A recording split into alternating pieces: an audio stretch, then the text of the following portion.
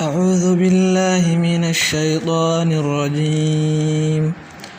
أتأمرون الناس بالبر وتنسون أنفسكم وأنتم تتلون الكتاب أفلا تعقلون واستعينوا بالصبر والصلاة وإنها لكبيرة إلا على الخاشعين الذين يظنون أنهم ملاقو ربهم وأنهم إليه راجعون. يا بني إسرائيل اذكروا نعمتي التي أنعمت عليكم وأني فضلتكم على العالمين واتقوا يوما لا تجزي نفس عن نفس شيئا ولا يقبل منها شفاعة ولا يؤخذ منها عدل ولا هم ينصرون.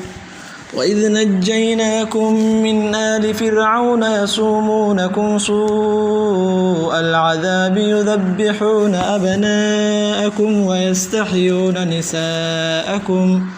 وفي ذلكم بلاء من ربكم عظيم. وإذ فرقنا بكم البحر فأنجيناكم وأغرقنا آل فرعون وأنتم تنظرون. وإذ واعدنا موسى 40 ليلة ثم اتخذتم العجل من بعده وأنتم ظالمون ثم عفونا عنكم من بعد ذلك لعلكم تشكرون. وإذ آتينا موسى الكتاب والفرقان لعلكم تهتدون.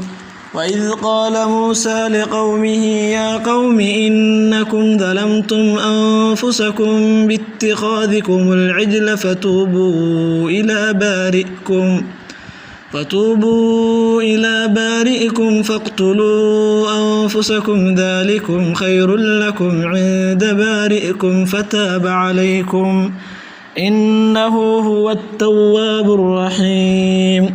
وإذ قلتم يا موسى لن نؤمن لك حتى نرى الله جهرة فأخذتكم الصاعقة وأنتم تنظرون ثم بعثناكم من بعد موتكم لعلكم تشكرون. وذللنا عليكم الغمام وأنزلنا عليكم المن والسلوى كلوا من طيبات ما رزقناكم وما ظلمونا ولكن كانوا أنفسهم يظلمون. وإذ قلنا ادخلوا هذه القرية فكلوا منها حيث شئتم رغدا وادخلوا الباب سجدا وقولوا حطة نغفر لكم خطاياكم وسنزيد المحسنين. فبدل الذين ظلموا قولا غير الذي قيل لهم فأنزلنا على الذين ظلموا رجسا من السماء بما كانوا يفسقون. وإذ استسقى موسى لقومه فقلنا اضرب بعصاك الحجر فانفجرت منه 12 عينا قد علم كل أناس مشربهم كلوا واشربوا من رزق الله ولا تعثوا في الأرض مفسدين. وإذ قلتم يا موسى لن نصبر على طعام واحد فادع لنا ربك يخرج لنا مما تنبت الأرض من بقلها وقثائها وفومها وعدسها وبصلها قال أتستبدلون الذي هو أدنى بالذي هو خير اهبطوا مصرا فإن لكم ما سألتم وضربت عليهم الذلة والمسكنة وباءوا بغضب من الله ذلك بأنهم كانوا يكفرون بآيات الله ويقتلون النبيين بغير الحق ذلك بما عصوا وكانوا يعتدون. إن الذين آمنوا والذين هادوا والنصارى والصابئين من آمن بالله واليوم الآخر وعمل صالحا فلهم أجرهم عند ربهم ولا خوف عليهم ولا هم يحزنون وإذ أخذنا ميثاقكم ورفعنا فوقكم الطور خذوا ما آتيناكم بقوة واذكروا ما فيه لعلكم تتقون ثم توليتم من بعد ذلك فلولا فضل الله عليكم ورحمته لكنتم من الخاسرين ولقد علمتم الذين اعتدوا منكم في السبت فقلنا لهم كونوا قردة خاسئين فجعلناها نكالا لما بين يديها وما خلفها وموعظة للمتقين وإذ قال موسى لقومه إن الله يأمركم أن تذبحوا بقرة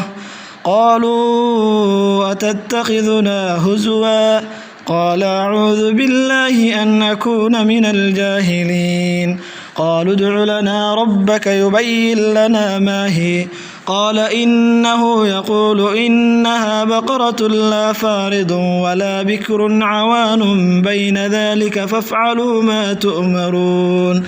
قالوا ادع لنا ربك يبين لنا ما لونها قال إنه يقول إنها بقرة صفراء فاقع لونها تسر الناظرين قالوا ادع لنا ربك يبين لنا ما هي إن البقرة شابه علينا وإنا إن شاء الله لمهتدون قال إنه يقول إنها بقرة لا ذلول تثير الأرض ولا تسقي الحرث مسلمة لا شية فيها قالوا الآن جئت بالحق فذبحوها وما كادوا يفعلون وإذ قتلتم نفسا فادارأتم فيها والله مخرج ما كنتم تكتمون فقلنا اضربوه ببعضها كذلك يحيي الله الموتى ويريكم آياته لعلكم تعقلون ثم قست قلوبكم من بعد ذلك فهي كالحجارة أو أشد قسوة وإن من الحجارة لما يتفجر منه الأنهار وإن منها لما يشقق فيخرج منه الماء